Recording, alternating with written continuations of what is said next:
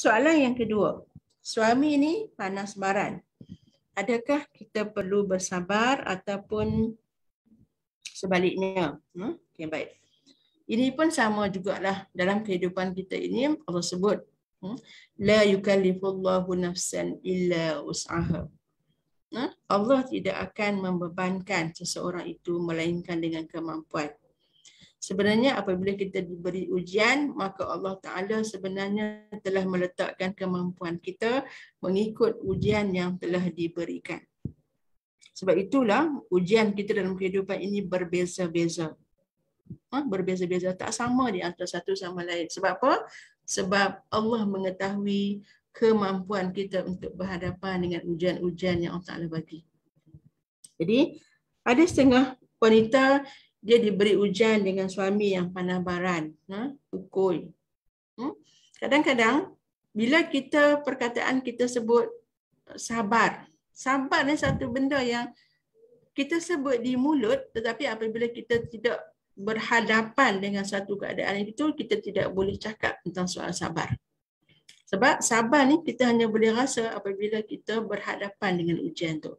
Jadi kadang-kadang bila kata sabarlah, nak buat macam mana, dah suami tu kaki pukul. Jadi kita kena sabarlah. Sabar tu satu benda yang kita boleh bagi kepada orang yang berhadapan dengan ujian itulah, kan. Tapi sebenarnya dalam Islam dia taklah sampai membebankan kita. Sabar ni sampai kita terpaksa mengorbankan nyawa kita. Sampai kita ni terpaksa menggadaikan hak-hak keselamatan kita.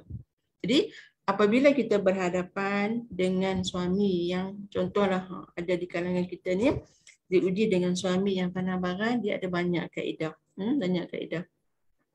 Yang pertama, kalau kita boleh sabar, sebenarnya kalau kita mengadu dengan orang tak boleh bagi apa-apa melainkan sebut sabar. Tapi kita kena faham, sebenarnya suami kita itu adalah ujian untuk kita berhubung dengan Allah Subhanahu Wa Taala. Yang boleh mengubah suami kita itu adalah Allah Subhanahu Wa Taala. Yang memegang hati suami kita itu adalah Allah Subhanahu Wa Taala. Kadang-kadang apabila kita diuji, sebenarnya Allah Subhanahu Wa Taala sedang menarik kita untuk kita buat muhasabah. Kenapa benda-benda ini berlaku? Kadang-kadang cara doa kita, kadang-kadang cara hidup kita. Jadi ujian-ujian itu sebenarnya diberi kepada kita untuk kita kembali kepada Allah Subhanahu Wa Taala. Jadi yang pertama sekali, selain daripada perkataan bersabar, ialah kita kena wasta'inu bis sabri was salah. Yang tadi kita dah kembali kepada ayat yang kita sebut tadi, wasta'inu bis sabri was salah.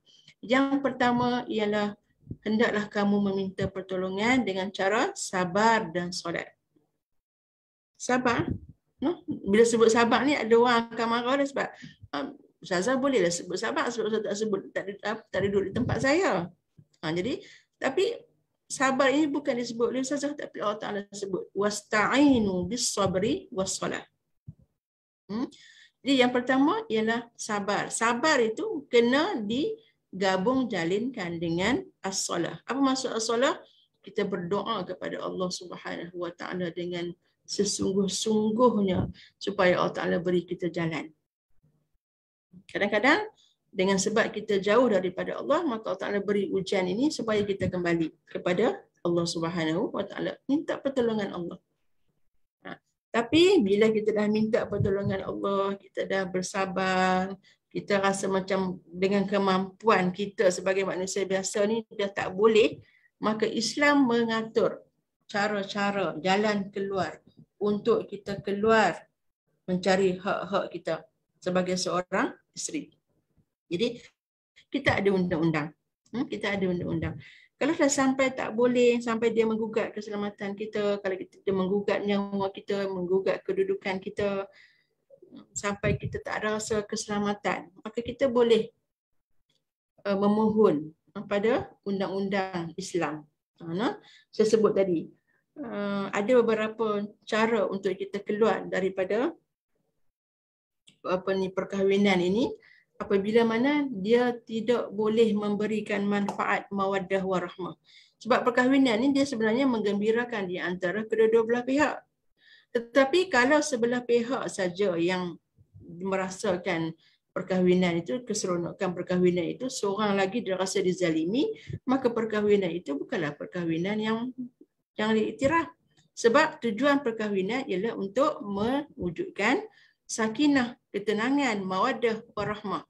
Tapi kalau dipukul, kalau dizalimi, kalau didera, maka itu bukanlah sebuah perkahwinan yang dikehendaki seperti mana tujuan perkahwinan dalam Islam. Maka kita ada jalan untuk memilih. Kalaulah kita rasa kita dah tak boleh, maka kita ada saluran.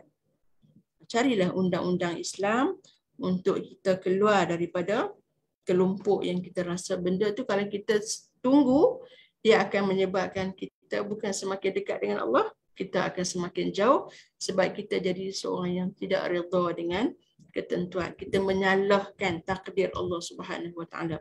Jadi cara dia ialah kita berdamailah dengan takdir Allah ni dan kita carilah jalan solusi yang sesuai yang kita rasa mengikut kemampuan kita selain daripada kita memohon kesabaran dan pertolongan daripada Allah Subhanahu Wa Taala.